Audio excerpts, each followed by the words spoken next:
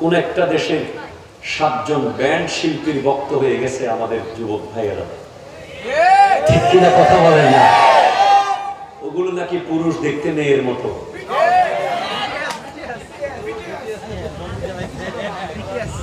নাম বলবেন না, নাম বলে দাম বাড়ানোর দরকার নাই, ঠিক কিনা কথা বলেন?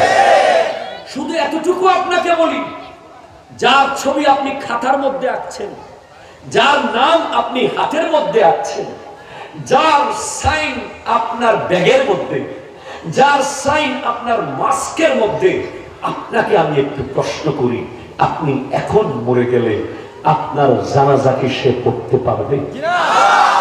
বললাম তাকে আমি 1 লক্ষ টাকার টিকিট দিয়ে সেই দেশ থেকে আনাবো, সে কি আপনার জানাজার নামাজ পড়তে পারবে? সে তো কাফের, সে তো মুশরিক, সে তো মুসলমানই নয়।